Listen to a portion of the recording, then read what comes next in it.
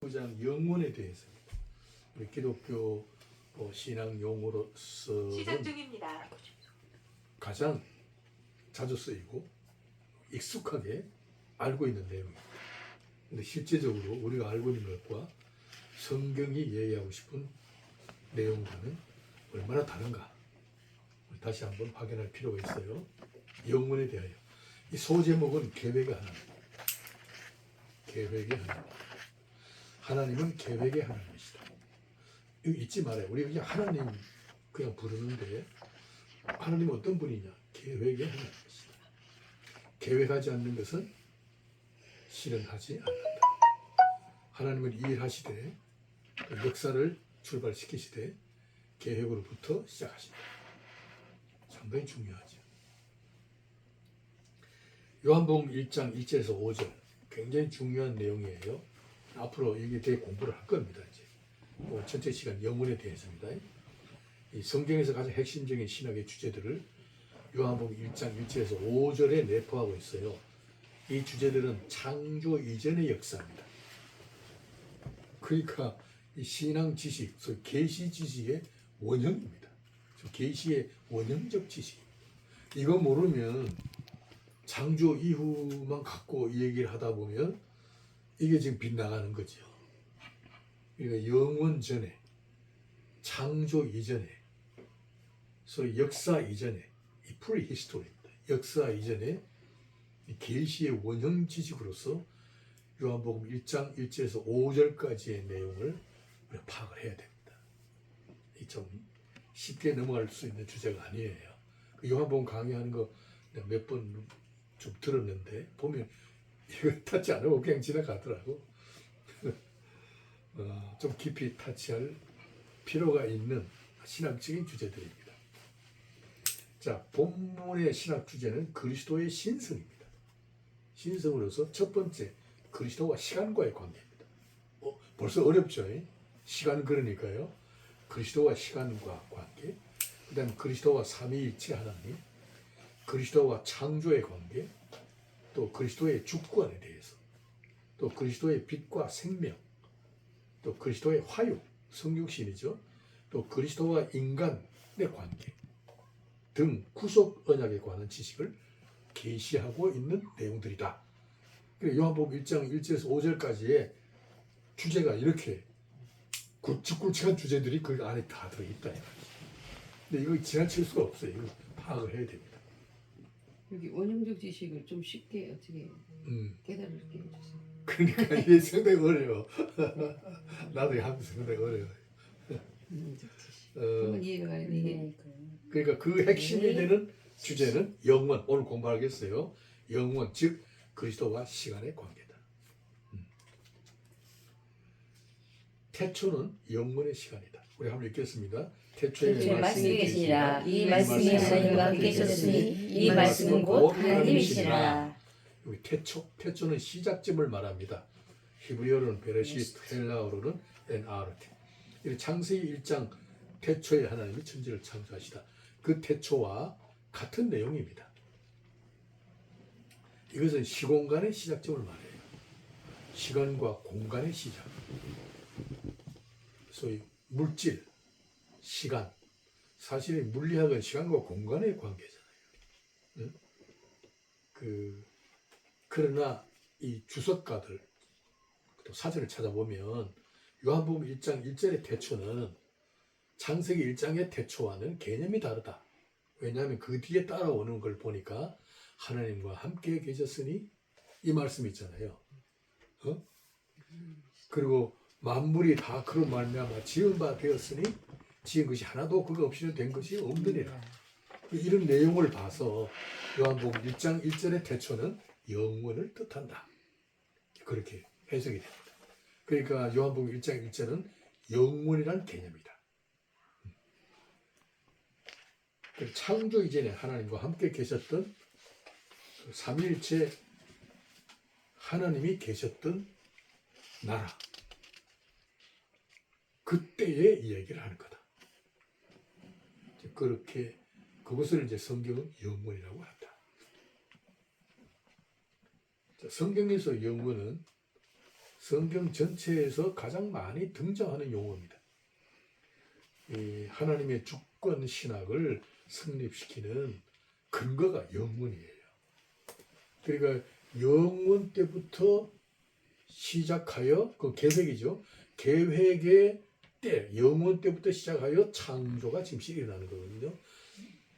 그러니까 창조는 영원 때에 계획하셨던 그 하나님의 그 설계도지요. 설계도에 의해서 만들어진 게 창조란 말이에요. 그러니까 창조 이전의 세계에 대한 이해를 해야 하나님의 주권 신학이 성립이 돼요. 그러니까 창조로부터 하나님이 다스리신다라는 것보다는 그 이전에 영원한 계획을 이루시는 과정에서 창조를 이해하면 자동적으로 하나님이 주권하는 역사다라는 신학적인 주제가 성립이 돼요. 그래서 우리 장로교의 신학의 근거는 또 신학의 줄거리는 주권 신학이잖아요. 하나님의 주권 신학. 영원에 대한 사전적인 개념은 우리 사전을 찾아보면 이렇게 돼 있어요. 어떤 상태가 끝없이 이어짐.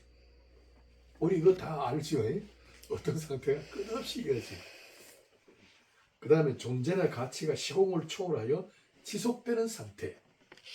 이게 지금 사전적 개념이에요. 하지만은 성도들도 영혼에 대한 이해를 이거 이상 하질 않아요. 아마 우리 신학생들도 이거 이상으로 하지 않을 거예요. 영원하다. 끝없는 어떤 세계. 어떤 가치가 초월하여 계속 이어지는 상태. 뭐 이 정도의 개념을 갖고 있죠. 막연하게 끝없는 시간. 어떤 초월한 어떤 상태. 그 경지 정도로 알고 있단 말이죠. 그럼 우리가 죽고 난 다음에 천국 가잖아요.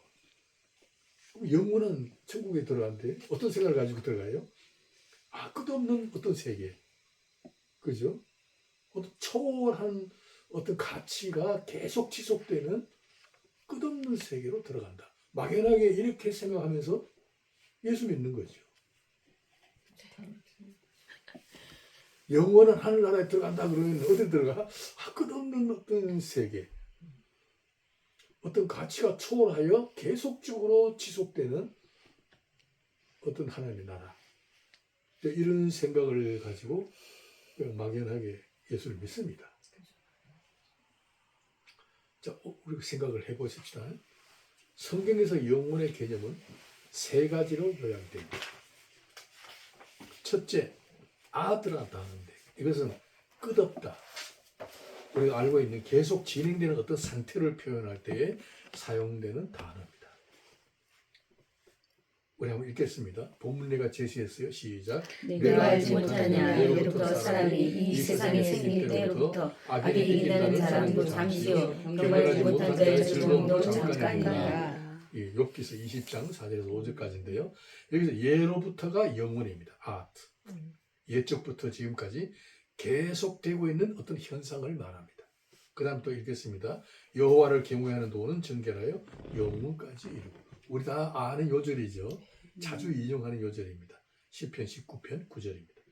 여호와 하나님의 진리와 법도는 영원 무궁히 존속될 만큼 정결하고 그죠? 불변하다는 것입니다. 그때 아트란 단어를 써요. 그 다음에 진실한 입술은 영원히 보존되거니와 옛적부터 지금까지 오래도록 항상 보존되고 있다는 뜻에서 아트. 그 다음에 하나님께서 영원 무궁토록 다스리시도다. 출애굽기 15장 18절. 여호와 하나님의 통치권에 대한 경외심을 표현할 때의 어떤 양식입니다. 자, 그 다음에 두 번째. 그러니까 우리 아트라는 단어는 영원, 계속 이어지는 상태. 우리 사전적 개념으로 이해하는 것과 같습니다. 그 다음 두 번째는 내짜라는 단어가 있어요. 한번 읽겠습니다. 이는 그가 그로 그 형제를 쫓아가며 긍휼을 버리며 항상 전례를 하려며 분을 끝없이 품었습니다. 그 에돔이 그의 형제를 향하여 끝없이 분을 품고 있는 상태.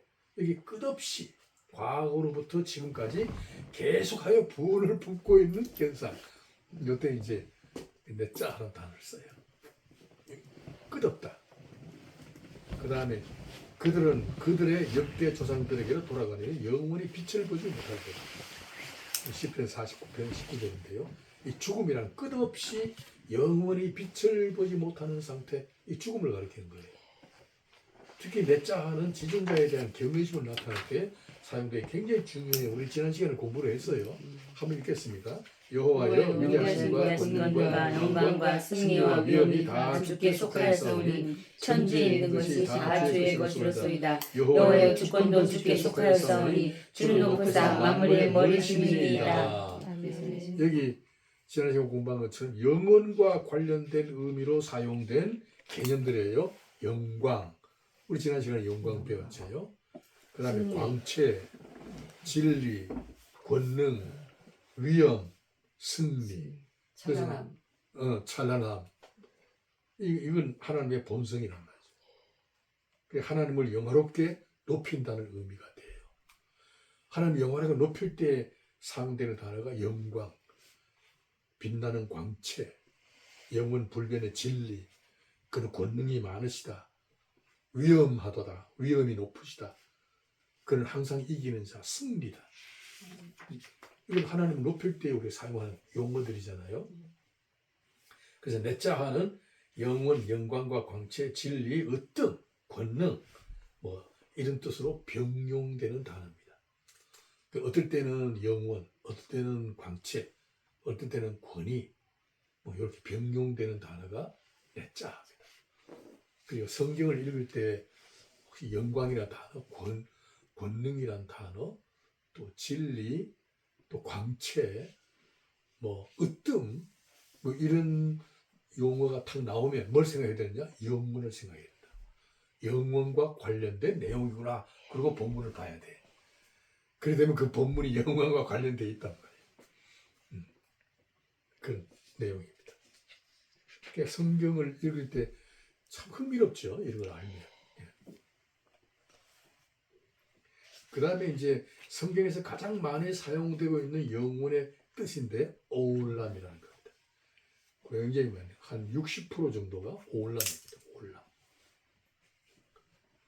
오늘 오울람에 대해서 공부를 할 거예요. 이거는 사전적 개념보다가는 더 신비롭고 더 높은 차원의 뜻을 갖고 있어요. 성경이 표현하고 싶은 영원, 그건 오울람입니다. 오울람은 태고적 먼 과거, 아주 태고적 먼 과거, 그리고 아직도 이루어지지 않는 미래의 영원, 그것을 가리킵니다. 그러니까 영원의 개념으로 계속되는, 그러니까 태고적 먼 과거, 앞으로 이루어지지 않을 미래에 대한 영원성, 거기에 대한 개념이 오울람인데, 그렇다면 오울람은 현재 시점에서 이루어지고 있는 하나님의 계획의 세계, 이렇게 이해를 해야 된단 말이에요. 그러니까 영원은 언제나 현재, 하나님의 영원한 태고적부터 왕 옛날 영원전에 계획하셨던 하나님 뜻이 이루어지고 있는 시제로서 현재, 지금 이 시간. 지금 우리가 공부하고 있는 것도 그 뿌리가 어디 있느냐? 영원한 하나님의 계획의 세계에서 그저 뜻하셨던 것이 하나님의 간섭을 위하여 우리 집에 이렇게 초라하지만 모였다. 그런 생각을 해야 된다는 거야. 우리가 왔다 이러지 말고 하나님이 이 모임을 조성하셨다. 이런 생각을 갖고 있어야 되고, 이런 의식 운동을 해야 신앙의 뿌리가 견고해진다. 이런 의식 없이 살잖아요, 우리 지금. 그죠? 그 생각을 하면 더 힘이 나죠. 그렇죠. 이런 생각을 해야 된다. 그러니까 영원한 종, 영원부터 영원까지 뭐 이런 표현. 이것은 오울람의 시간 개념을 표현하는 대표적 구절. 영원한. 근데 우리 알아야 될 건 영어는요, 시간보다는 공간적인 개념이 강하다. 이거 잊지 말아야 돼요. 공간의 개념이 강하다. 동사는 알람인데 뜻은요, 은폐하다, 숨기다, 감추다, 봉하다는 뜻이에요. 이게 사역 능동태로 바꾸면, 그죠? 은폐된 게 뚜껑을 열다, 감춰진 게 드러나다, 벌거벗기다, 노출시키다, 그죠? 나타내다, 뭐 이런 뜻으로 바뀝니다. 그러니까 영어는 감춰진 것인데 나타나는 어떤 개념이다. 이런 생각을 가져야 돼요.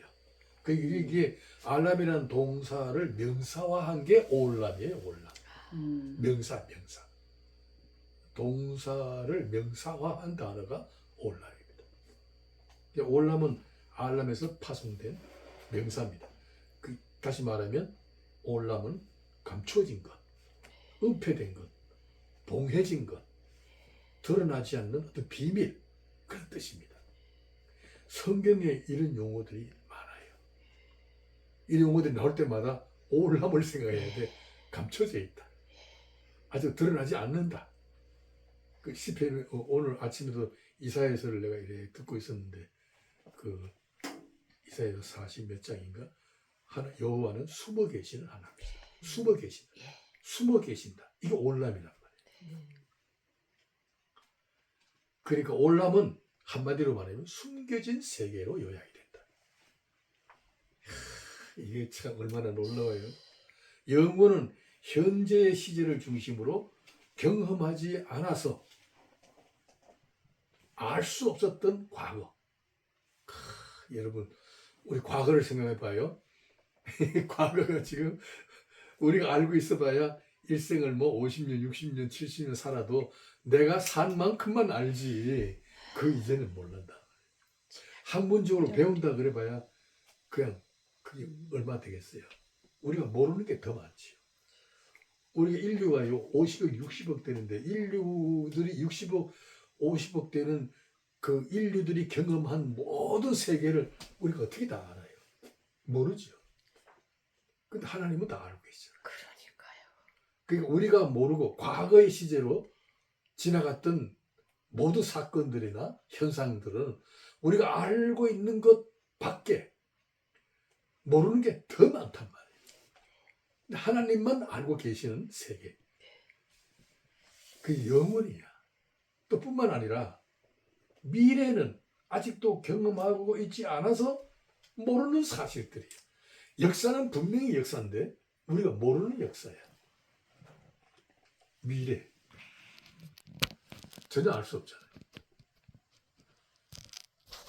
그러니까 이 미래에는 이루어질 역사인데 우리에게는 감춰져 있다는 뜻에서 오울람이라는 단어를 씁니다.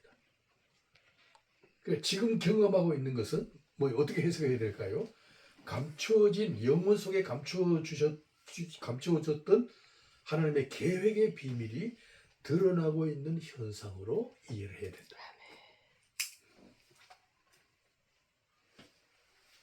이 어거스틴은요, 시간에 대해서 이런 말을 했어요. 참 이거 정말 깊이가 있어요.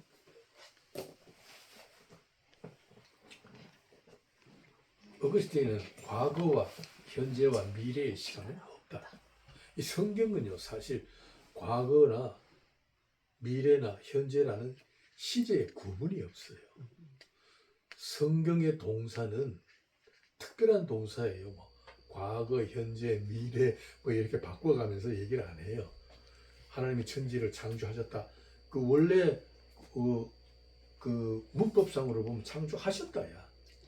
그렇지만은 그 언어, 히브리어나 헬라어의 특성으로 봐서 과거로 표현했지만은 그것은 과거로부터 시작되어 지금도 진행되고 있는 어떤 상태.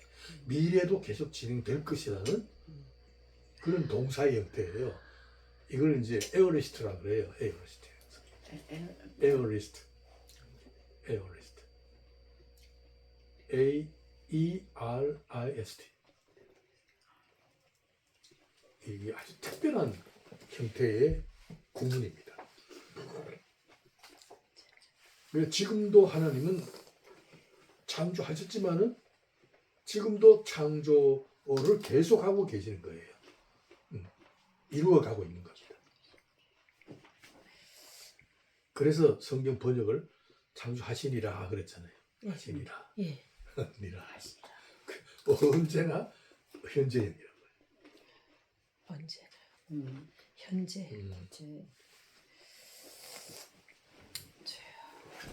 그러니까 이 하나님의 시간에는 과거의 일과 현재의 일과 미래의 일이 있을 뿐이다.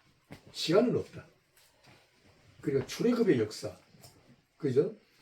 출애굽의 역사가 몇 년 전이에요? 지금부터 한 1500, 주전이니까 주전 1500, 3,000년 그 전의 얘기인데 시간은 뭐 한 3000년 전, 4000년 전 얘기일지라도 성경은 시간에 대한 구분이 없으니까 출애굽의 역사라는 어떤 사건이 있었을 뿐이다. 시간의 개념이 없다. 그래서 이제 성경을 이해할 때 성경 신학적으로 공부할 때 우리 언제 한번 공부했죠? 통시적으로 봐야 된다. 통시라는 말은 시대의 구분이 없이 아브라함 시대나 지금 내가 사는 시대가 똑같은 시대라는 개념을 가져야 된다. 그러니까 좀 철학적으로 말하면 시간의 실존 거리가 같다. 이렇게 표현할 수가 있지. 그 아브라함의 시대나 내가 사는 이 시대에는 구분이 없다. 그때나 지금이나 똑같은 영원이다. 단지 아브라함의 때에 일어났던 사건이 있을 뿐이다. 또 내가 살고 있던 이 시대에 내가 경험하는 어떤 사건이 있을 뿐이지 시간의 구분은 없다.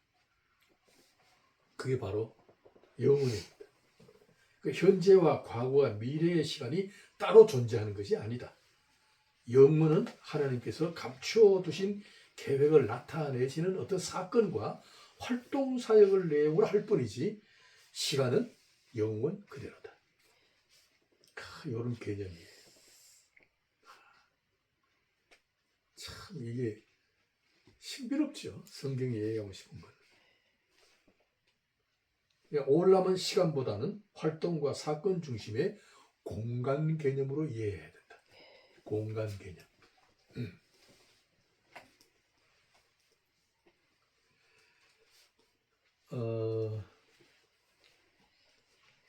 그러니까 우리가 신학을 공부할 때 특히 성경 신학을 공부할 때 세 가지를 머리에 두셔야 돼요. 성경 신학에 그 세부적으로 들어가면 첫 번째는 성경을 어떻게 봐야 되느냐? 역사서로 봐야 돼요. 역사서. 성경을 무슨 교훈이나 무슨 뭐 삶의 가치나 뭐 미래 어떤 의미나 이런 걸로 보지 말고 성경을 어떻게 보느냐? 역사로 보라. 히스토리컬하게 봐라. 그게 첫 번째입니다. 이 성경 신학의 아주 굵직한 내용 중에 하나가 역사서다. 이것은 하나님이 계획하신 것을 하나님이 이루고 계시는 하나님의 역사다. 그건 계시의 역사죠. 그 계시의 역사 속에 인간의 역사가 있다. 그 개인적으로도 그렇고 나라에서 뭐 전쟁이 일어난다든가 무슨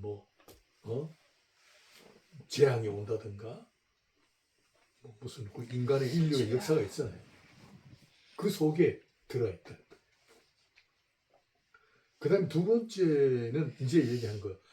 이 성경을 볼 때 시간의 구분으로 보면 안 돼. 과거의 일이다. 이렇게 보면 안 된단 말이야. 과거의 일이다. 현재하고는 다르다. 아브라함 시대하고 지금하고 어떻게 비교하느냐. 우리는 지금 AI 시대에 사는데 뭐 어쩌고. 그렇게 생각하면 안 된다는 거야. 응? 아브라함 시대의 하나님이나 지금 우리가 믿는 하나님은 똑같아요. 영원토록 동일하신 분이죠. 예. 그래서 이 그 시제를 볼 때 통시적으로 봐야 된다. 통시적. 다시 말하면 이제 똑같은 시간으로 봐야 된다. 시간의 구분이 없다. 그 영어로 말하면 다이아크로니라고 그래. 다이아크로니. 통시적으로 봐야 된다. 앞으로 뭐 재림이 올 겁니다만은 예수님의 재림의 시대가 미래에 이루어질 것이지만은 성경은 통시적으로 본다. 아브라함도 예수님이 재림하실 것을 알고 믿음 생활을 했다고 봐야 된다. 통시적으로 봐야 돼. 우리도 그렇지만은 과거나 현재나 미래나 간에 누구든지 하나님의 백성들은 그리스도 중심의 역사관을 갖고 신앙생활을 하는 거다. 그러니까 과거나 미래나 현재를 구분하지 말라. 성경은 통시적이다. 그렇게 봐야 됩니다. 그래서 지금 아브라함 일대기를 내가 쓰고 있습니다. 쓰고 있으면서도 오늘의 아브라함 얘기를 하는 게 아니라 오늘의 우리 얘기를 하는 거다. 출애굽의 역사는 이스라엘 백성들의 뭐 해방 일기가 아니고 해방 역사가 아니고 오늘 우리의 구원의 얘기를 하고 있다. 이렇게 봐야 된다. 우리와 무관하지 않습니다. 그리고 제일 마지막에 꼭 알아야 될 것은 이제 거기서 교리가 돌아야 되겠죠. 교리가 없어 성경 신학의 해석을 못하니까 그 다음에 들어오는 게 종합적으로 봐야 된다.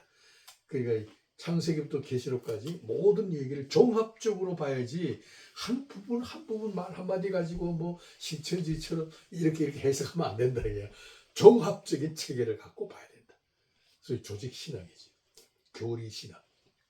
그래 교리가 없으면은 성경 해석이 엉망돼 버리니까.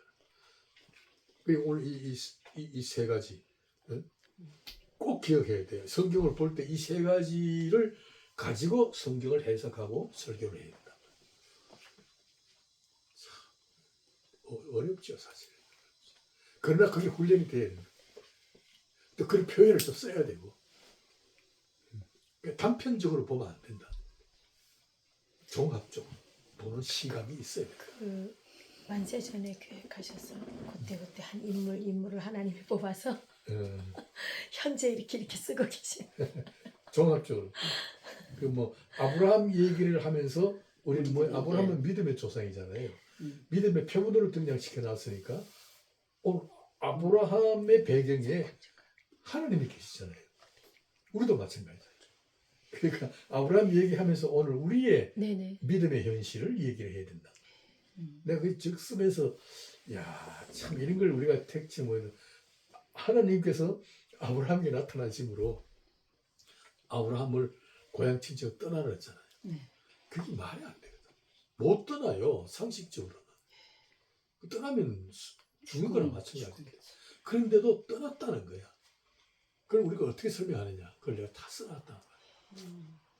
더군다나 시브리서에 보면 갈 바를 알지 못하고 네네. 떠났다니까 이게 도대체 네. 이게 자연으로서 있을 수 없는 거야. 이게 벌써 거기에 특별 계시라는 의미가 들어가잖아. 특별 계시. 그러니까 이제 그런 의미로 봐야 되거든요. 우리도 마찬가지잖아요. 우리도 그렇게 해서 아브라함이 이제 믿음으로 시작되는데 믿음으로 시작하니까 하나님은 아브라함의 출발점을 고향을 정리하면서 오직 하나님의 뜻을 따라 약속의 땅을 향하여 가는 과정이잖아요. 그 이제 믿음으로 출발했잖아요. 목표가 되냐? 목표가 손으로 짓지 아니하는 하나님이 그저 정해 놓으신 본향이란 데 있잖아요. 영원한 본향. 히브리서에 있잖아요. 그러니까 출발은 고향을 정리해 갔지만은 어디로 가야 되느냐? 하나님이 예비해 놓으신 천성을 향하여 가는 거예요. 그러니까 아브라함의 생애는 하나님에 의하여 천성을 향하여 가는 신령한 존재로서 살아야 되는 거야. 그죠? 그러면서 동시에 그는 치열한 생존 경쟁이라는 현실에 노출되어 있는 생활인으로 또 살아야 된다. 이 두 가지. 그러니까 아브라함은 지금 우리도 마찬가지. 그렇지 똑같아. 그런 걸로 이제 아브라함 생계를 내가 지금 쓰고 있는데 참 흥미진진하죠. 그걸 우리가 가능하면 우리 신학적인 이 논리를 가지고 우리의 현실을 설명할 수 있어야 된단 말이에요. 하나님에 대하여 설명할 수 있는 걸 설명을 해야 되거든. 그게 바로 설교고 그게 바로 성경 공부의 의미입니다. 모른 채 하면 그냥 자기 상식선에서 뭐 선하고 좀 열심히 살다가 종칠 때 천국 가게 해주십시오. 뭐 이 정도로 가는 거 아니야? 아니라 그게 아니라 우리가 예수 믿는 게 그렇게 시시하게 말이야. 연약한 인생 그 생명을 길게 연장하는 정도의 그런 게 아니야. 아주 적극적이면서도 아주 액티브하죠. 네? 그 살아야 할 이유가 있는 거예요. 이런 걸 알게 되면. 자, 올람은 시간보다 공간의 의미가 강하다. 한번 시편 24편 7절 읽겠습니다. 문들아 너희 머리를 들지어다. 영광의 왕이 들어가시도다. 아멘. 문들아 천국 문이죠. 영광의 왕이 들어가시다 뭐예요? 공간이잖아. 들어가는 건 공간이야. 시간이 아니거든. 그러니까 영원한 문들은 천국의 궁정을 상징하는 시간의 끝없음보다는 공간의 개념이 강하다. 제가 지금 안식일 강의할 때 강의한 거 있죠. 안식일은 시간이라는 개념으로만 보면 안 돼요. 한 날이란 시간보다는 그 한 날이 하나님의 나라의 질서가 뿌리 내리는 소위 거룩한 날로 따로 떼어낸 날이다. 물질과 상관이 없는 신령한 하나님의 나라가 이루어지는 하나의 공간적인 의미가 있다. 한 날이라고 하는 시간으로만 봐면 안 된다. 그래서 안식일은 거룩한 나라, 거룩한 날로서 영적인 날인데 그것을 우리가 경험하는 건데 어떻게 이해되느냐? 오늘 여기 말대로 하나님의 나라에 들어가는 날로 봐야 된다. 그래 안식일을 달리 표현하면 이제 안식일은 하늘나라의 영광의 궁정에 들어가는 날로 봐야 된다. 그러니까 우리 주일날 교회 갈 때는 하늘나라의 궁정에 들어간다는 생각으로 그날 가야 된다. 예배도 드리고 성도의 교제도 하고 공간적인 의미가 있다. 그 다음에 전도서 3장 읽겠습니다. 시작. 하나님의 모든 것을 주시되 때를 따라 아름답게 하셨고 또 사람들에게는 영원을 사모하는 마음을 주셨느니라. 그러나 하나님의 하시는 일의 신종을 사람으로 측량할 수 없게 하셨다.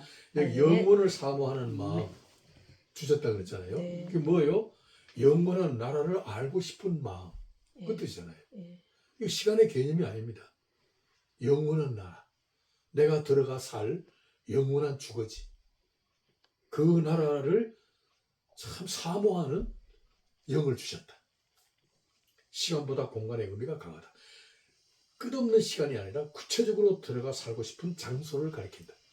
하나님께서 감춰주신 우리 저희는 고난을 당할 때 이렇게 가고 싶다 이렇게 하지. 가고 싶다. 근데 사실은 우리 10년 가운데 그런 기쁨과 사모함이 있어야 되는데 세상에 살 때 힘들 때 주님 저를 데려가세요 이러잖아요. 참 잘못된 이게. 피난 가려고. 지금 정말 잘못된 것 같아요. 공간의 의미로 이해를 해야 된다. 참 진짜 언제나 이런 마음으로 살아야 되는데. 그 다음에 호세아서 2장 19절 내가 네게 장가들어 영원히 살되 이런 표현이 있어요. 하나님 백성들과 언약적 관계를 결혼으로 상징하는 내용이잖아요. 공간의 뜻이 강한 영혼이다. 장가들어 산다는 게 뭐예요?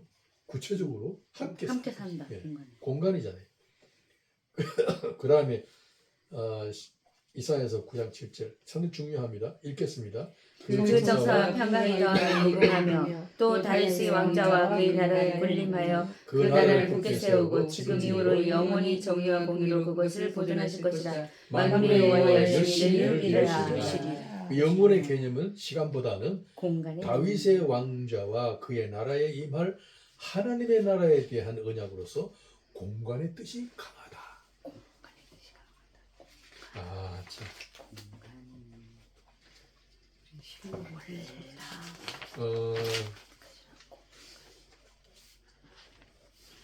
하나님께서 이스라엘과 영원히 함께 거할 언약. 하나님께서 구체적으로 거하실 처소로서 지목하신다. 그 다음에 이사야서의 60장 한번 읽겠습니다. 내 백성이 다 의롭게 되어 영원히 땅을 차지하리니 그들은 내가 심은 가지요 내가 소송하는 곳에서 나의 영광을 나타낼 것이며 그 장자가 천명을 이루고 양육한 자가 강국을 이룰 것이라. 때가 되면 나의 여호와가 속히 이루리라. 아멘. 아멘. 영원히 땅을 차지하리라. 이 말씀 뭐예요? 구원의 영역을 온 세계로 확대하시겠다는 언약입니다. 영생과 천국은 우리가 들어가서 살 공간으로 묘사되고 있습니다. 공간의 개념이 강하다는 거 제가 본문 몇 개를 대표적으로 소개를 했습니다. 동시에 지옥도요, 영원한 불의 장소로 표현해요. 지옥도 시간이 아니라 공간이에요. 자, 그 정도로 이해를 하고 시간이 있어서 빨리 넘어가겠습니다. 네 번째, 올람은 종말론적인 뜻과 관계가 깊다. 종말론적인. 우리 아까 읽었던 거, 뭐 다윗의 왕자와 그 나라에 군림하여 그 나라를 굳게 세우고 영원히 정의와 공의로 그것을 보존할 것이라.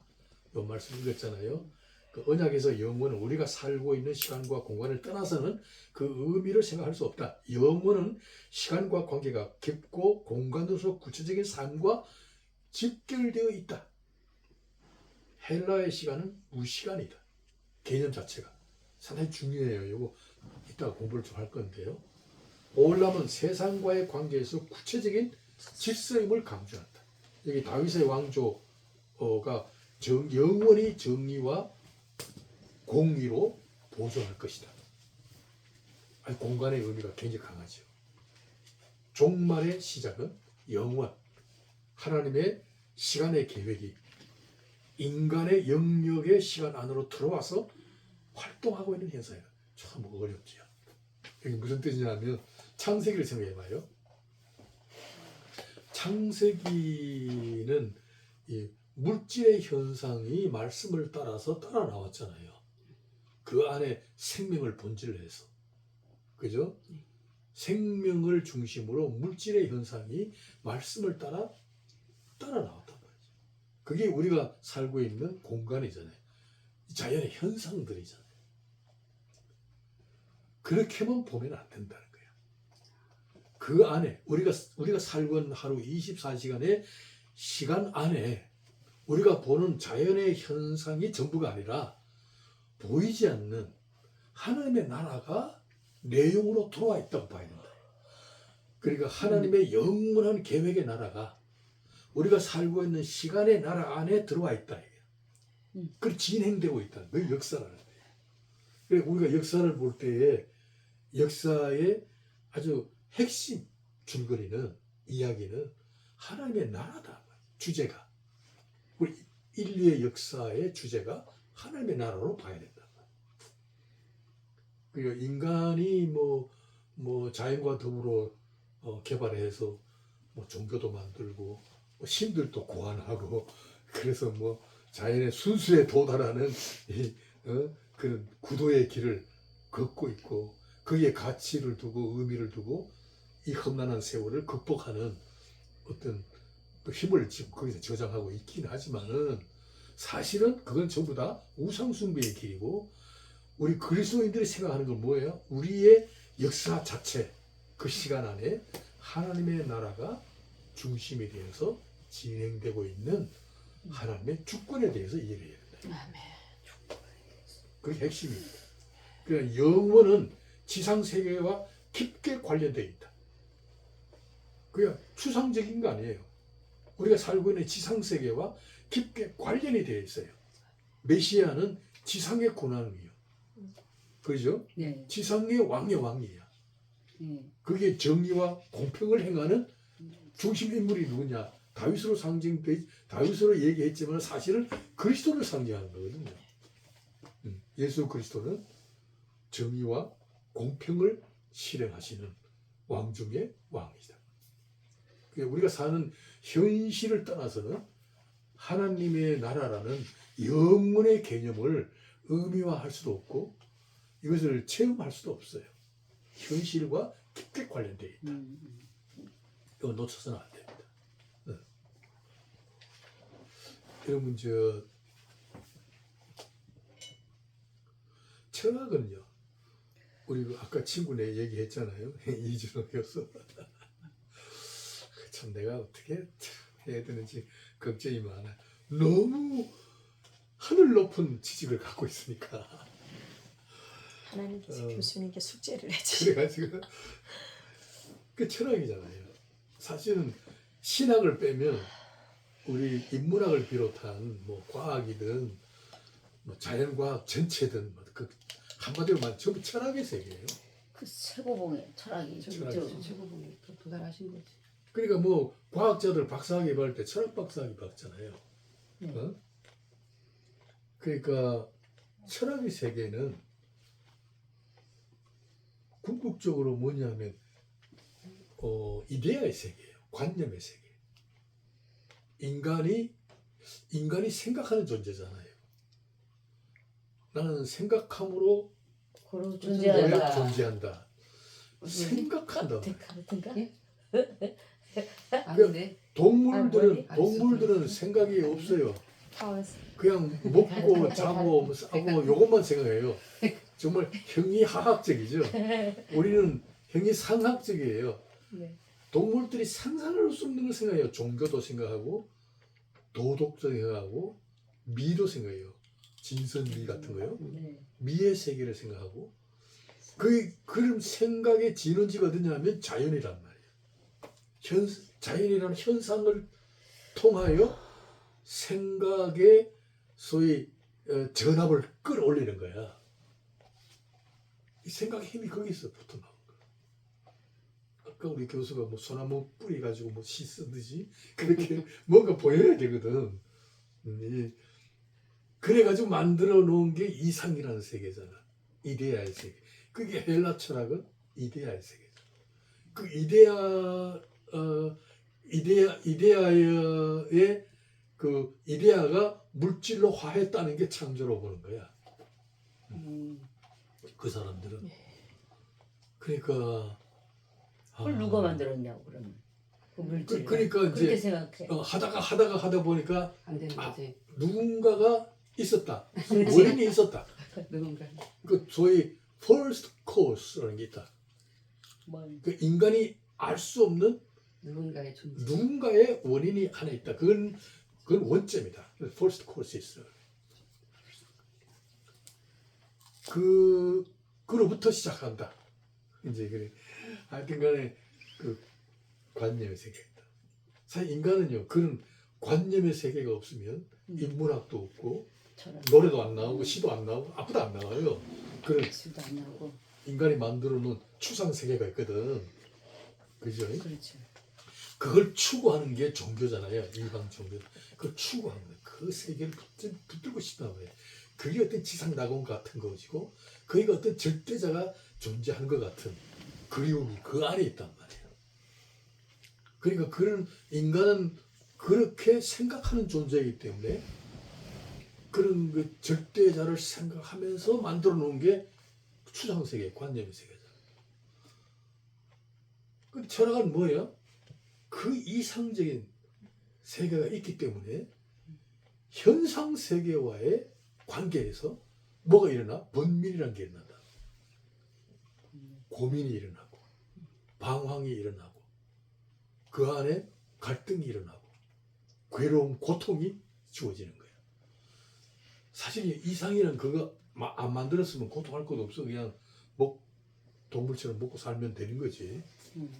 근데 인간은 그렇지 않다. 그게 그 세계, 그 관념의 세계와 현상 세계는 영원토록 뭐야 갈등 구조야. 일치되질 않아.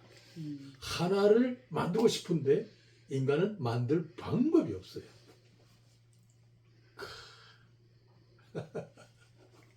그게 철학이야.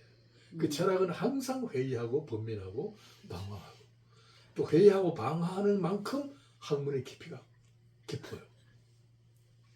그 번민을 많이 해야 돼. 고민도 많이 하고 사색도 많이 하고 그래야 돼. 그래야만이 거기서 뭔가 또 하나 나와. 그래서 그 사람들 하는 거 보면 사람들 빼짝빼짝 말랐어. 이 뚱보는 별로 없어. 고민 아니면. 고민 없어. 하나님을 만나면 고민 없어. 우리 예수 믿는 사람 좀 뚱보야. 그건 아닌데. 그런 거거든요. 그런데 이제 내가 아는 어떤 철학을 하는 목사님이 글을 썼더라고요. 아주 일리가 있어요.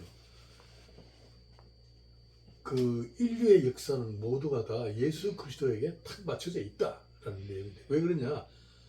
이런 갈등 구조 속에서 번민하잖아. 종교도 그렇고. 네.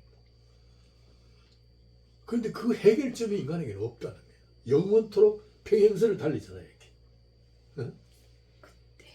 근데 그 갈등과 번민의 구렁텅이에 누가 들어오셨냐? 예수님이 들어오셨다. 예수님이 어떤 존재냐? 일위이성이다. 와, 일리가 있어요. 일위이성이 뭐예요? 한 몸에 하늘과 땅을 지니신 분이시다. 다시 말하면 인간이 만들어 놓은 관념과 현상 세계를 한 몸에 그저 지니고 오셨다는 거예요. 그분이 해결점이다. 그분 이외에는 그저 이 평행선을 달리는 이상과 현상 세계를 통일시킬 방법이 없다. 그 예수님은 이 문제를 통일시키셨다. 그게 에베소 1장 10절이잖아요. 통일이다. 참. 그러니까 십자가를 그 목표를 에베소서 1장 10절에서 말씀하잖아요. 응? 그는 십자가로 말미암아 땅에 있는 것이나 땅 아래에 있는 것이나 땅 위에 있는 것이나 하늘에 있는 것을 그리스도 안에서 통일시키려는 것이다. 통일. 그게 통일이지. 그 예수 이외엔 답이 없다. 난 참 일리가 있는 얘기인 것 같아. 우리가 그런 걸 인용할 수가 있죠.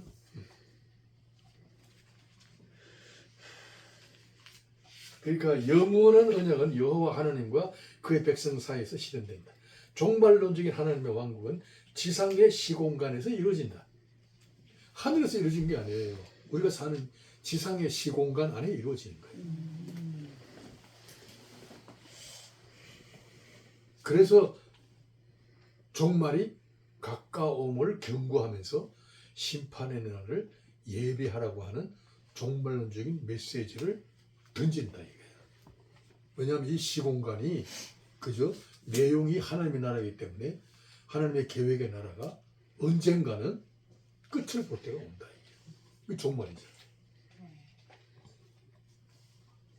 그래서 우리 이 올람을 생각하면 언제나 종말에 가까움을, 그래서 심판의 날을 예비하라는 종말론적인 메시지가 필요한 것이다. 그런 뜻이 됩니다. 그래서 올람은 종말론적인 개념을 내포하고 있다.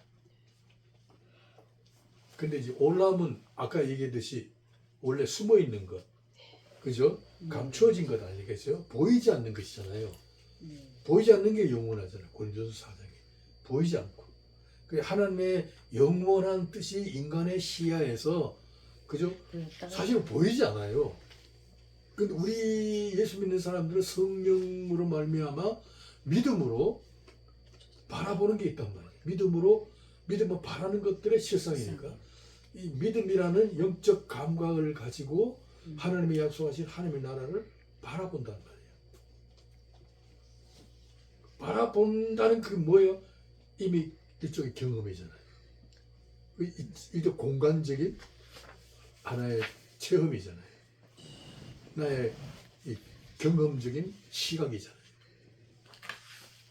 그런데 문제는 그 영원한 오람의 세계가 믿음으로 바라보고 막 성령 충만할 때는 왔다가 이게 사라진다는 거예요. 어떤 분이 그걸 이렇게 표현했더라고요. 피아노 건반. 피아노 건반? 예, 그래서 하얀 날도 있고 빛의 하나님이 하얀 날이 있고 검은 하나님의 날. 영광의 통치 어둠도 있다. 제가 그걸 딱 인식하니까 맞다.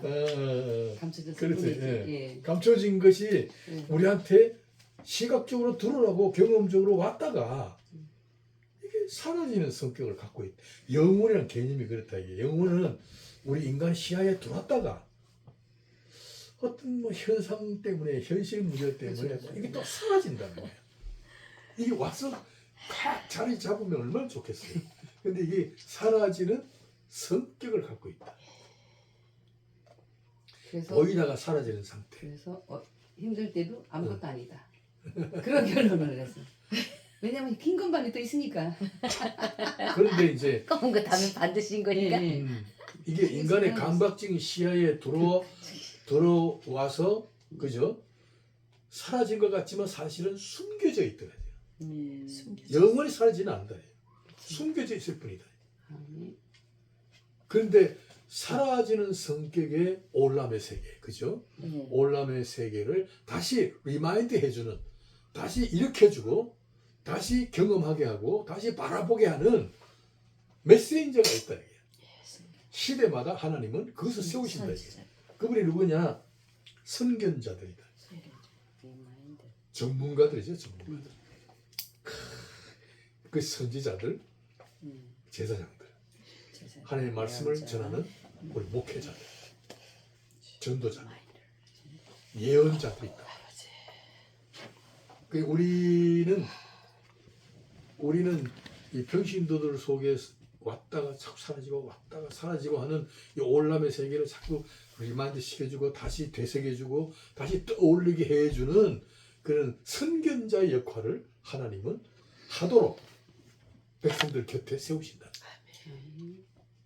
그게 이제 미래를 바라보고 과거를 해석하고 현재의 삶을 일으켜주는 그런 하나의 생명력으로 올람의 세계를 자꾸 떠올리게 해준다는 거예요.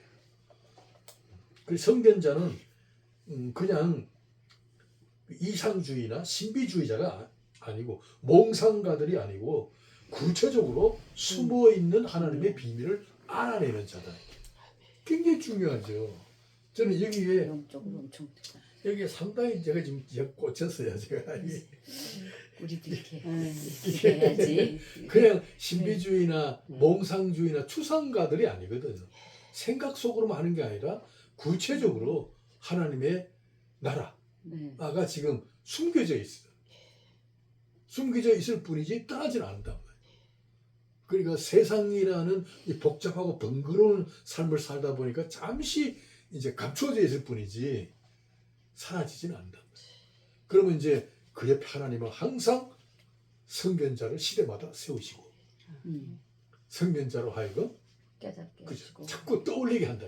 생각을 떠올리게 하고 이걸 다시 바라보게 하고 다시 붙들게 하고 다시 경험하게 하는 그 선견자들이 있다.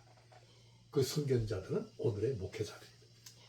근데 목회자들은 이 구체적으로 하나님의 비밀을 알아내는 자다. 우리가 상담할 때 우리가 그런 얘기를 반드시 해야 되겠죠. 응? 현실 때문에 실망하고 자꾸 낭망하고 뭐 교회도 좀 뜨문뜨문 나가고 복잡하니까 교회 나가봐야 별 수 없다, 신통수 없다, 뭐 이래가지고 이런 분들이 있잖아요. 그럼 이제 목회자들이 해야 할 건 뭐냐면 이 구체적으로 하나님의 계획된 비밀을 알아내는 자로서, 그죠? 그렇게 방어하는 자들에게 하나님의 영원한 계획의 비밀을 알려줘요. 이 모든 관계를 통하여 당신이 도착할 것은 한 길밖에 없다.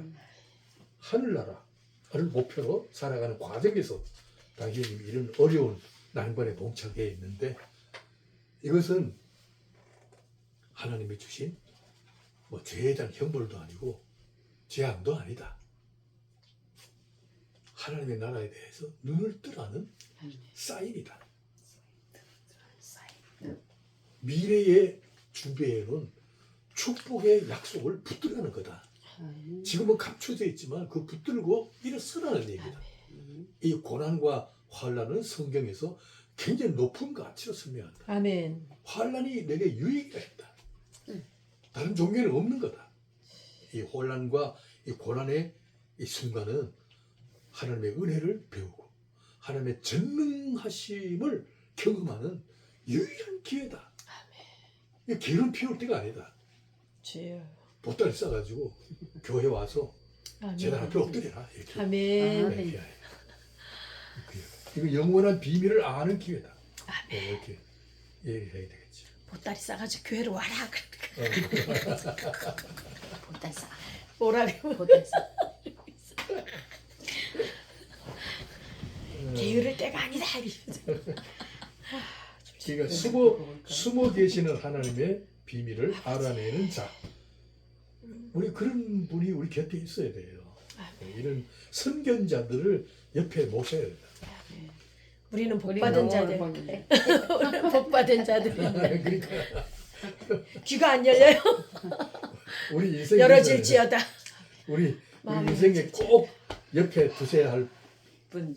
분 중에 우리가 채우잖아요. 의사 하나 있어야 되고, 네. 아는 의사, 예. 그 다음에 법률가 하나 있어야 되고, 그 다음에요 미래를 예언하는 그죠 목회자 한 사람이 있어야 돼. 그 구색을 갖춰야 돼. 법률가 있어. 나 없는데.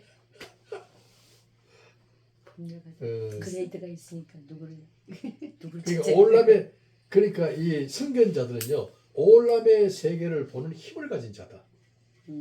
원죄에서 인간을 구원하실 하나님의 일을 나타내시기 위하여 특별히 선별된 하나님의 메신저들이다. 아멘. 아 이런 분이 계셔야 돼. 네, 이런 분이 옆에 계셔야 돼. 오늘 목회자들이 이걸 연구를 해야 된단 말이에요.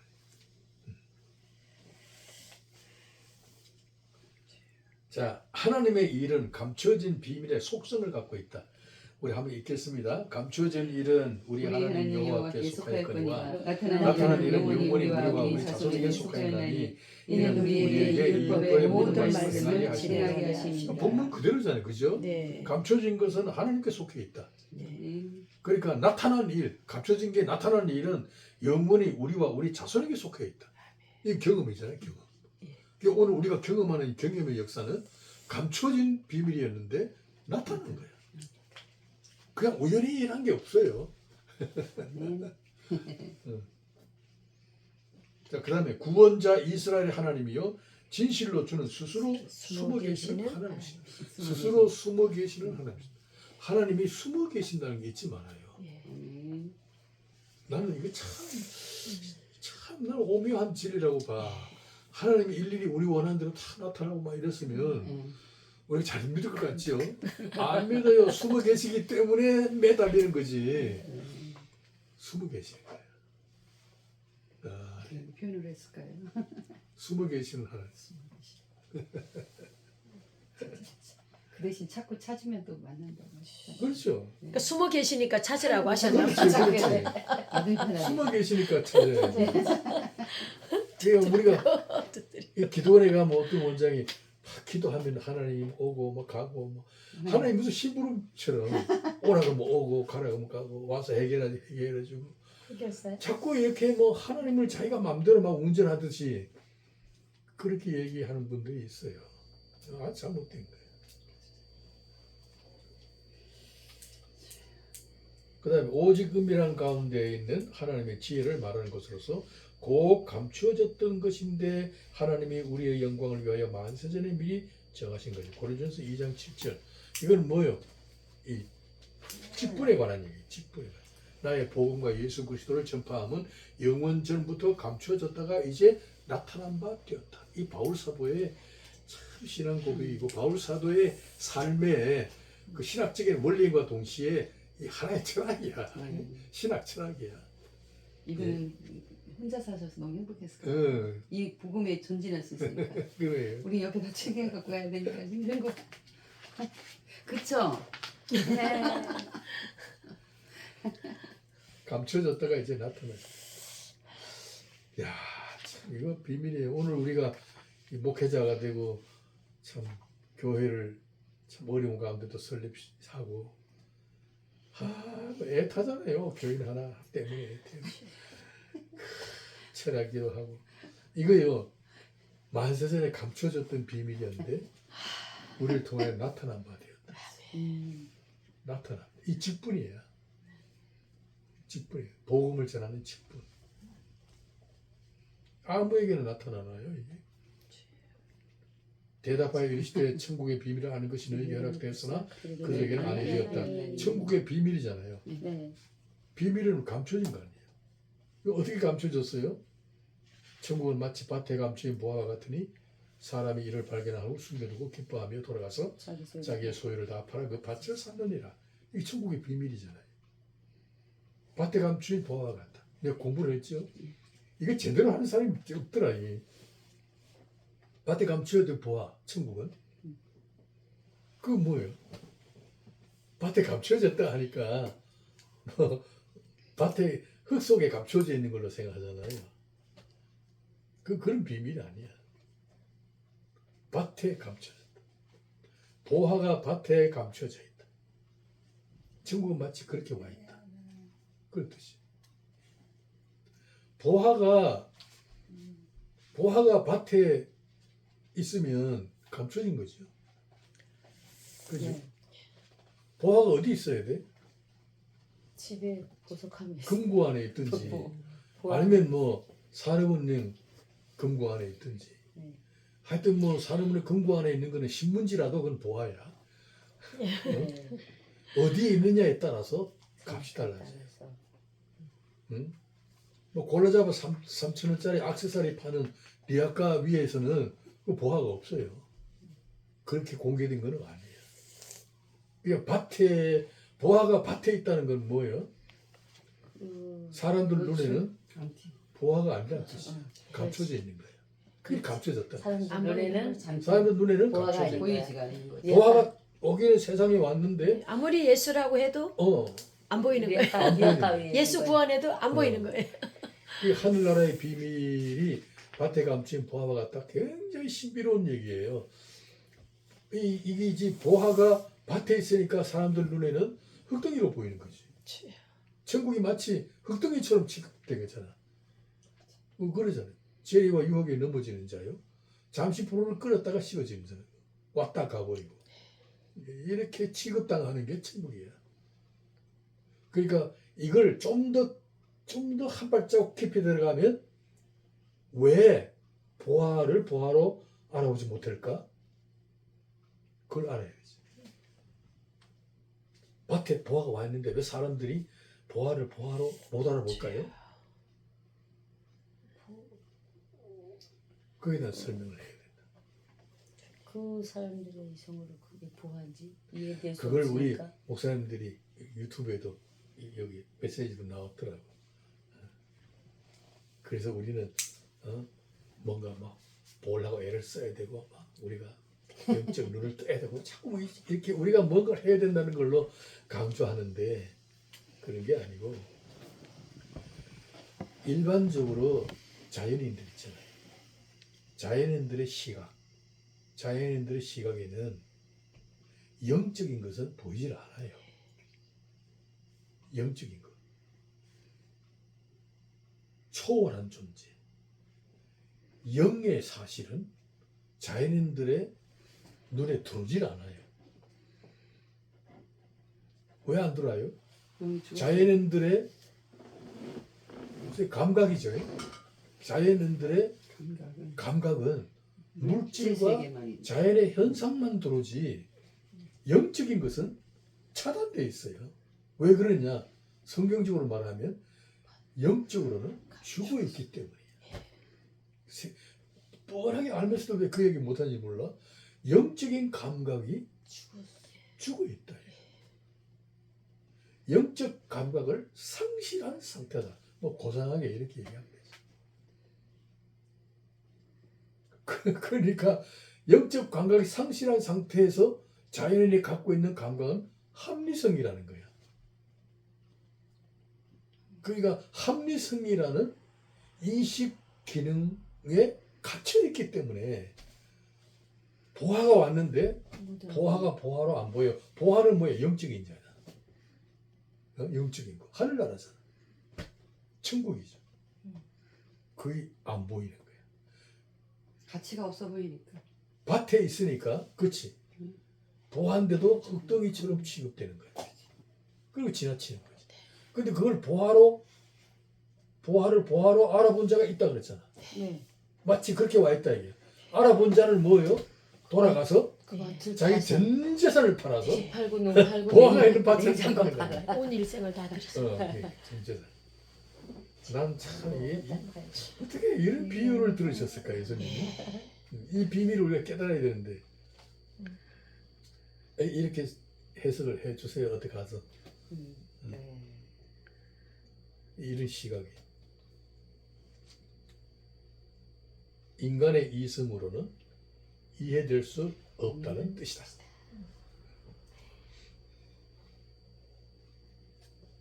그 다음에 신약에서 올람은 아이온, 여기 헬라의 시간이 나옵니다. 아이온은 헬라의 시간입니다. 철학에서 아이온은 무시간이다.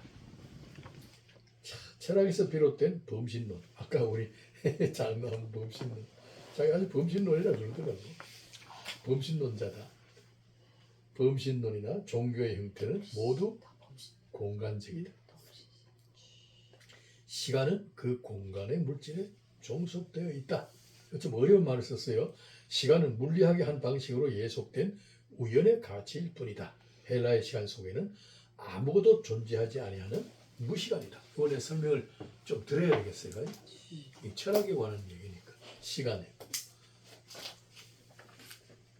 여러분 물리학은 물리학은 시간을 중심으로 연구하는 학문이 아니에요.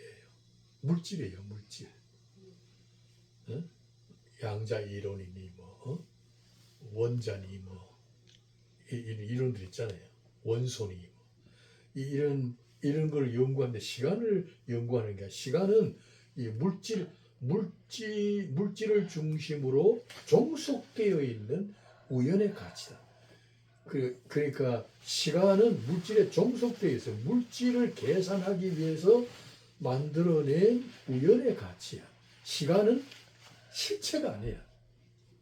이 헬라의 철학에서의 시간은 아니 실체가 없어요. 시간은 그냥 계산을 하기 위한 뭐야 동원되는 아니 그냥 그 가치야. 그러니까 시간 안에는 아무것도 없어. 물질을 위해서 계속 물질에 종속되어 있는 거야. 시간이 주체가 아니야. 물질이 주체고. 물질을 계산하기 위해서 시간이라는 게 들어오는 거지.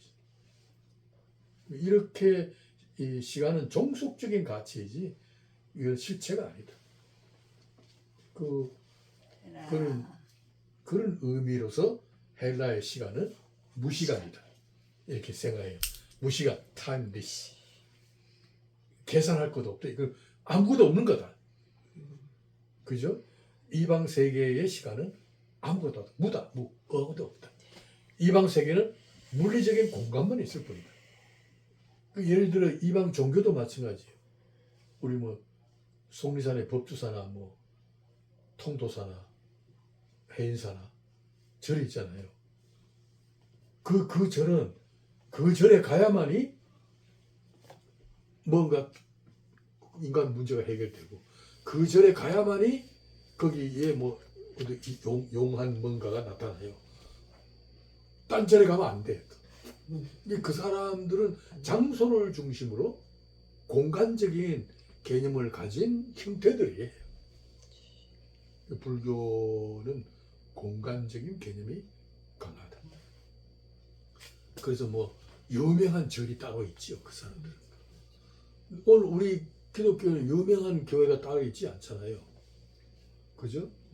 개척교회나 큰 교회나 간에 뭐 들이든 궁궐이든 초가집이든 간에 모이는 곳이 하늘나라잖아. 우리는 모든 공간을 초월하잖아요. 네. 응? 그렇다 맞아. 그런 얘기죠. 그게 좀 다릅니다.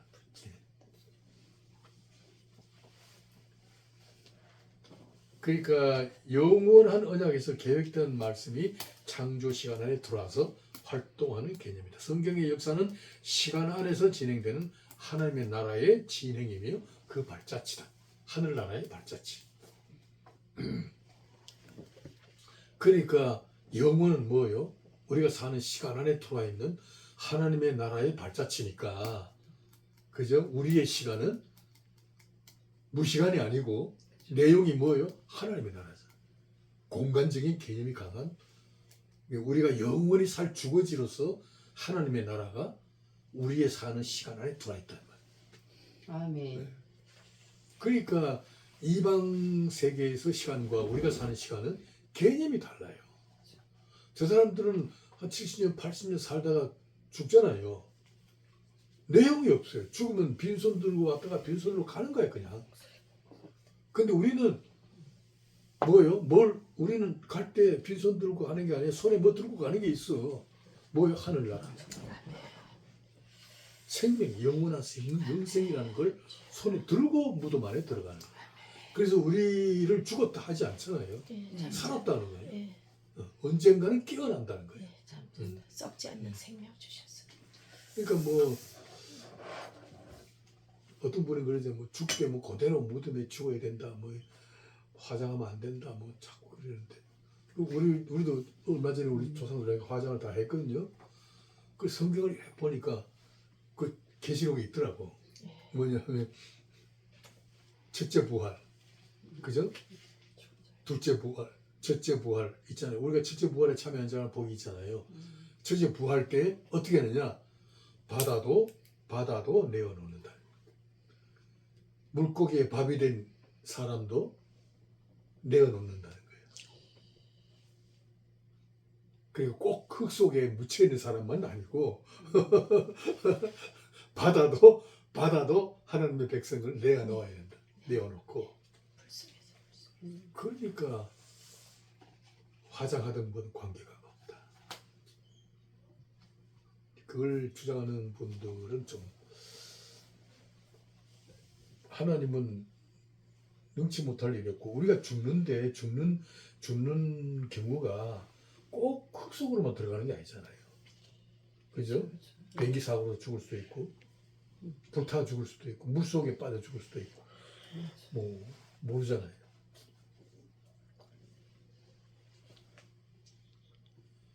그래서 신약에서 영혼은 우리에게는 보이지 않는 비밀로서 하나님만 알고 계시는 것들을 가리킨다.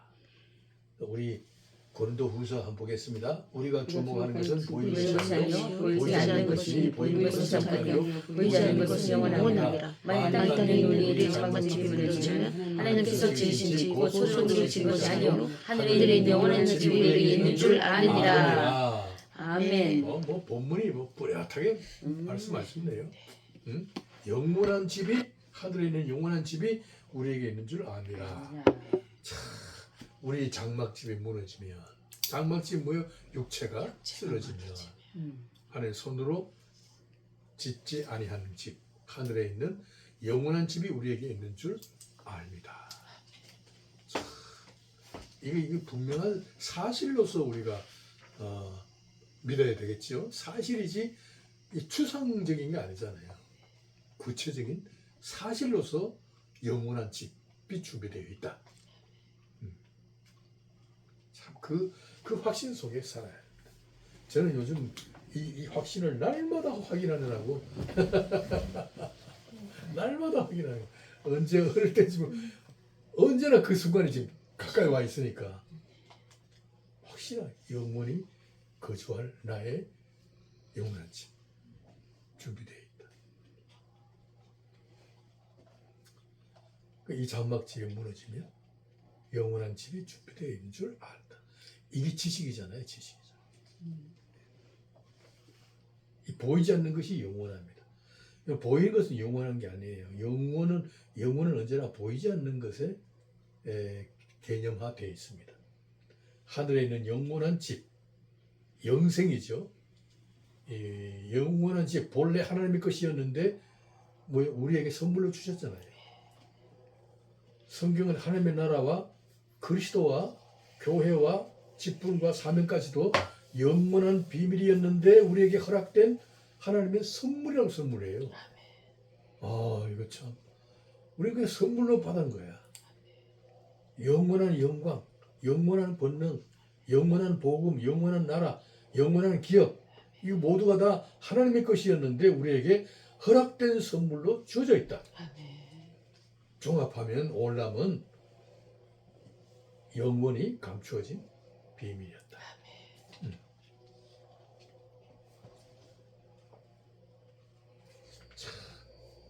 그 다음에 영원히 감춰진 비밀이 어떻게 우리에게 나타나느냐? 하나님은 계획의 하나님이시다. 본격적으로 들어갑니다. 태초 곧 영원의 때에 말씀이 있었다. 말씀은 물질이라는 개념이 없다. 어원적으로 말씀은 명령, 지시, 발언, 소식, 요구, 원인 등의 의미를 갖는 단어다. 이게 물질이라는 개념이 없어요. 명령, 지시, 발언, 소식, 요구, 원인 뭐 이런 개념이 이 말씀이야. 로고스다 이게. 근데 이는 하나님의 생각 속에 있었던 계획이었어요. 생각. 그죠? 모든 것이 원인이다. 원인. 그러니까 성경은 모든 사건은 원인이 하나님께 있다는 거예요. 말씀 속에 있다는 것은 원인이 하나님께 있다. 그 뜻이야. 그런데 하나님의 입으로 나오는 순간 이 원인이 그죠? 이 지시에 따라서 말씀에 따라서 물질의 현상이 뒤따라 나왔다. 이것이 창조야. 아, 이거 굉장히 중요하죠. 그래서 하나님의 말씀은 그저 뭐를 동원해요? 생명을 동원하는 아멘. 어떤 현상이 딱 나오는 거야. 말씀의 위력이고 말씀의 권능이고 지혜고 능력이죠. 오늘도 우리가 말씀을 선포하잖아요. 그거는 추상적인 말씀이 아니라 이 말씀은 하나님이 이루고 싶은 의지, 신적 의지가 내용이란 말이에요. 이 말씀을 듣는 자가 그저 하나님이 이루고 싶은 의지에 의하여 말씀을 따라 나오잖아요. 말씀을 따라 행동으로 옮기잖아요.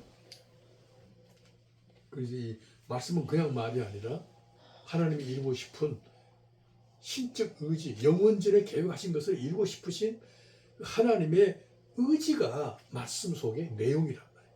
그래서 이 말씀을 따라 물질 세계가 나왔다 하는 것은 지금도 말씀을 선포하면 말씀을 듣는 자를 움직이는 거야. 말씀이 사람을 움직이는 거야. 말씀 다바르, 헬라어 로고스. 이는 물질이나 물체가 아니었으나 하나님의 입에서 나오는 말씀을 따라 우주 창조가 뒤따라 나온 것이다. 우주 창조에 나타난 자연의 현상들은 하나님의 신성과 지혜와 능력을 나타내는 계시, 소위 자연 계시의 말씀이었다. 그 당시에는 문자가 없었잖아요.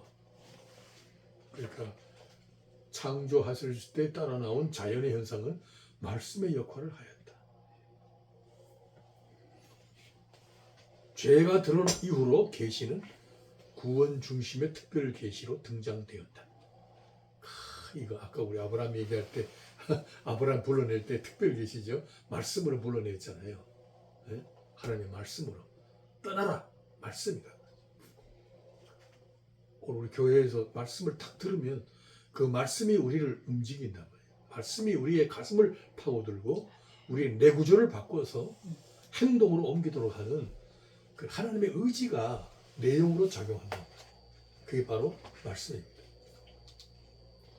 이 성경은 하나님께서 설계하신 은혜의 계시가 실현되는 하나님의 주권적인 역사가 줄거리다. 등장된 인물은 역사의 주인공들이 아니다. 굉장히 중요해요. 성경에 등장된 인물들이 내가 대충 보니까 한 50명 정도 그러더라고요. 성경의 인물사를 보니까 등장된 인물들은 그냥 개인적으로 한 50여 명 정도 이름이 나와요.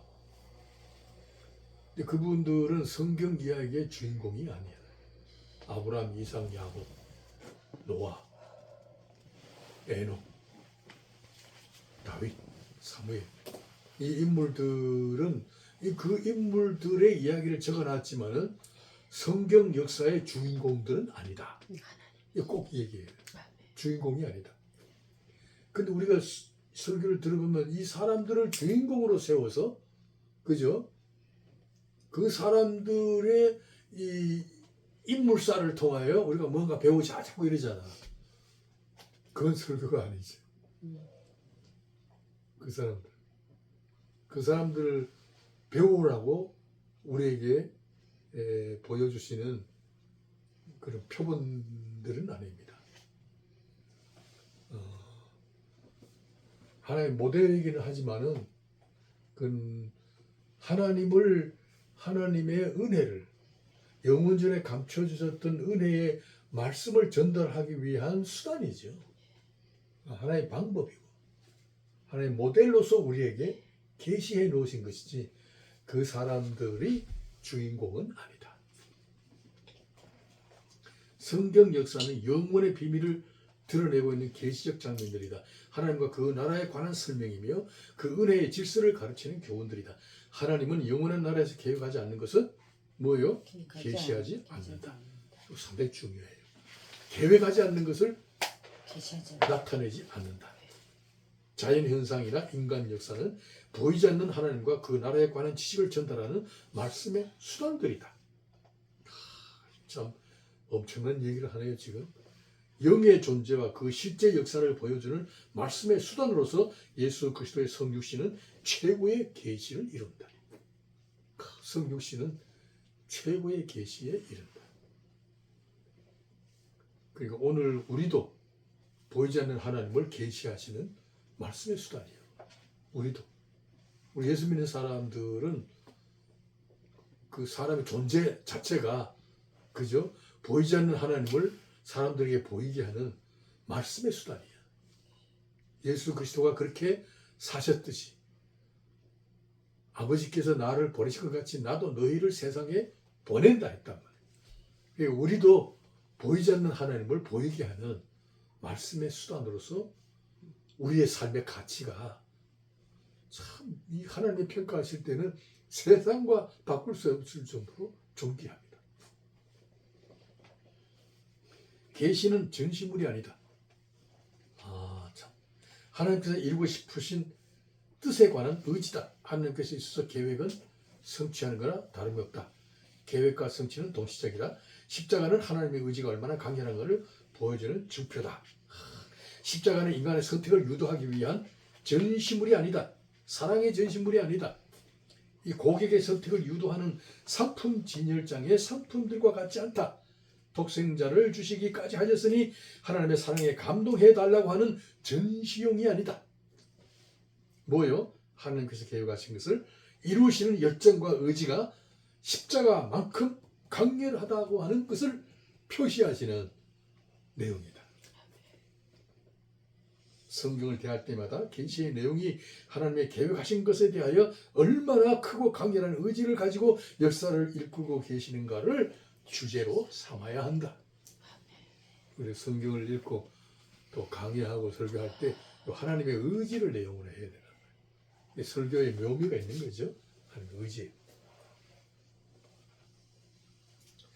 역사를 이끌고 계시는 주체가 하나님이시다. 이 성경에 기록된 모든 순간은 하나님의 주권에 의하여 간섭되고 있어서 이거 굉장히 중요한 얘기야. 그 순간은 독점적이며 유일한 특성을 갖고 있다. 똑같은 두 개의 시간이 없다. 이거 자주 사용하는 얘기가 나오네. 오늘 그리스도인들에게는요, 하나님께 있어서는 똑같은 두 개의 시간이 없어요. 시간이 다른 시간과 똑같으면 이건 관습이잖아요. 습관이잖아요. 어제나 오늘이나 내가 똑같아 이러면 안 된다. 하나님의 시간은 그 시간이 갖고 있는 특성이 있다. 특성이. 그게 하나님의 주권이란 말이에요. 어제에 믿었던 하나님이 오늘 우리 성경 공부를 통하여, 그죠? 어제의 이 시간과 오늘의 이 시간 다르잖아요. 하나님이 다스리심으로 말미암아 우리의 영적 시각이 바뀌잖아요. 그리고 하나님의 간섭 아래서 우리의 생각과 행동을 그저 변화시켜지면 아니면 안 되는 어떤 간섭 속에 있잖아요. 우리의 길의 방향을 수정하지 않으면 안 되는 하나님 주권적인 간섭 아래 진행되고 있기 때문에 우리에게는 똑같은 순간이 없다. 이렇게 표현하는 거예요. 우리는 언제나 하나님의 간섭 속에서 내 생각을 바꾸고 또 내 행동 방향을 수정하지 않으면 안 되는 은혜의 주권 안에서 살고 있다. 이렇게 표현해야 된다. 다르다. 달라야 안 되겠어요? 우리의 순간들은 시시각각 변화무쌍한 하나님의 간섭 아래에서 내 생각과 가치의 결정을 그때마다 적응하지 않으면 안 되는 전혀 다른 주권을 경험해야 한다. 우리가 그렇게 살고 있다. 참 이런 걸 보면요, 설교할 때 참 얼마나 좋아요. 인용할 수 있잖아요. 오늘 교회 안에 좀 가능성이 없어 보이는 사람 있잖아. 그죠? 우리가 볼 때는 가능성이 없죠. 그럼 오늘 이걸 적용하면 어떻게 돼요? 어제 하나님께 있어서는 오늘 가능성이 없는 저 사람의 시간을 간섭하셔서 영원전에 계획하신 뜻을 이루시는, 그죠? 내일이라고 하는 전혀 상상할 수 없는 계획의 시간이 있다. 아멘. 이렇게 지금 오늘 여기 앉아있는 사람들 현실만을 생각하면 답답하죠. 그러나 우리의 시간은 똑같은 시간은 없다. 어제는 어제로 결산이 끝났다. 오늘은 오늘로 새로 시작하였다. 그것은 하나님의 주권적인 간섭에 의해서 내일에 계획해 두신 하나님의 나를 향하신 비밀의 뜻을 알고 싶지 않느냐? 알고 싶습니다. 그러면 엎드려야지. 그렇게 설명해야 우린 그런 간섭 속에 살아야 한다. 그러니까 여기 지금 가능성이 없다고 해서 없다고 끝날 게 아니라, 그죠? 저 사람이 내일 하나님께서 어떻게 해버리면 엄청난 일을 할 사람이다. 이런 생각을 가지고 있어야 된다. 그 리버라는 우리 이 기독교 그 사회학자, 심리학자인데 이런 말을 했어요. 당신 곁에 희망이 없다고 말하는 사람을 곁에 두지 말라. 내일 당신이 엄청난 일을 할 거라는, 그죠? 이런 얘기를 하는 사람을 곁에 둬라. 그랬어. 주여. 그래서 그런 사람을 곁에 두고 살아라. 난 지금 생각하면 그런 게 많아. 난 지금 그게요. 난 우리 할아버지, 우리 아버지 참 너무 무관심해. 내 가능성에 대해서 한 번도 야 희망이 있다, 니 참 뭐 잘한다, 뭐 이런 소리 들은 적이 없어. 아, 글로벌 리더라고 하셨어야 되는데. 나는 어릴 때부터 할아버지한테 어릴 때부터 듣는 얘기가 등신이 바보, 저 병신, 글로벌 리더 내가 듣는 거 그거밖에 없어. 도망갈지어다. 근데도 내가 고등학교 할 때 우리 고등학교 3반이었는데 내 인문학과에서 내가 뭐 1등도 하고 2등도 했었어. 우리 집에서 내가 고등학교 때 1등, 2등 한 걸 아는 사람 하나도 없어. 우리 아버지도 모르고 할아버지도 모르고 고모도 아무도 몰라. 혹시 별을 안 보이시죠? 아니 관심이 없는 거지. 만나셨던데. 나도 맞지? 얘기 안 하고, 나도 얘기 안 하고. 내가 도장 안 애들한테 받았나 봐. 관심이 없어. 고등학교 때 동심에 갔나? 그랬다. 내가 그렇게, 그래서 내가 이야, 참 나도 바보다, 나도 바보다. 나도 좀 어릴 때 좀 똑똑하다는 말을 좀 들었으면 얼마나 좋았을까. 내가 되게 똑똑하시. 노래도 잘했죠. 내가 노래도 잘했죠. 영어도 영어 운변대회를 나갔으니까. 아, 이런데 왜? 조금 더 좀 옆에서 코치하고 뭐 좀 이런 그것도 뭐 우리 집안이 기독교 집안인데도 왜 이런 성경적인 그런 시각들이 없었을까? 아, 참. 나도 우리 아들 둘한테 그런 게 좀 있긴 있었지만 우리가 지금 생각을 바꿔야 돼요. 바꿔야 돼. 삶의 과정은 영혼을 중심으로 진행되고 있다. 이거 굉장히 중요한 내용이에요. 영혼은 하나님만이 아시는 계획의 영역이다. 복음에 대한 사도들의 감격과 열정을 설명하는데 그 근거를 영혼의 계획에 두고 있다. 야, 한번 읽겠습니다. 모든 분들 중에 지극히 작은 자보다 더 작은 나에게 이 은혜를 주신 것은 측량할 수 없는 그리스도의 풍성함을 이방인에게 전하게 하시고 영원부터 만물을 창조하신 하나님 속에 감춰졌던 비밀의 경륜이 어떠한 것을 드러내게 하려 하시라. 아멘. 아유 참, 감추어졌던 비밀의 경륜이 어떠한 것을 드러내게 하려 하심이라. 이 바울 사도 이방인에게 복음을 전하고자, 그죠, 영원전에 감추어졌던 비밀을 자신을 통하여 드러내게 하신다. 그 다음에요. 그러나 내 어머니의 태로부터 나를 택정하시고 그의 은혜로 나를 부르시니까 그의 이방인에 전하기 위하여 그를 내 속에 나타내시기를 기뻐하셨을 때에 내가 곧 혈육과 이루지 아니하고 이렇게 돼야 된다. 이렇게 해서. 이 바울 사도의 고백을 보면 열정적으로 복음 증거를 위하여 달려갔던 뿌리가 어디냐? 영원한 계획. 하나님의 영원한 계획. 이방인을 위한 사도로 계획하셨던 하나님의 영원의 비밀. 그 경륜을 알면서부터 잠시라도 놓을 수 없었어요. 그것이 하나의 원동력이 되었고 그 부르심에 대하여 감격하여 살아갔어요. 자, 과거는 실현된 계획이었고 현실은 진행되고 있는 계획의 섭리이고 미래는 아직 실현되지 않는 영역 속에 감추어진 비밀입니다. 만일 성도들의 마음속에 이 영혼의 웅장함을 품고 살지 않는다면 현실을 극복할 근거도 힘도 없게 된다. 오늘 예수 믿는 사람들이 살아야 할 삶의 의욕, 그죠? 열정적으로 살아야 할 어떤 생명력, 그 어디서부터 발견해요?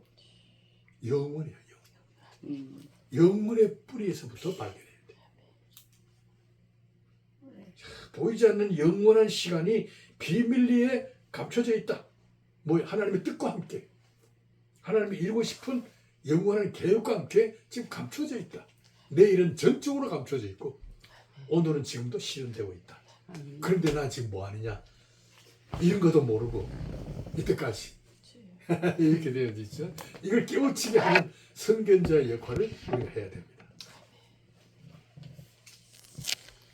현실의 문제에 부딪혀 있을 때 성령은 우리에게 영혼의 비밀을 생각나게 한다. 영혼 속에 감춰진 비밀로서 나를 향하신 하나님의 계획을 생각하고 묵상한다면 삶의 과정에서 뭐요? 실패를 얘기할 수 없다. 다윗의 시편은 단연코 대표적인 신앙 고백이다. 야, 나는 다윗의 신앙 고백을 이런 차원에서 해석을 했었어요. 응?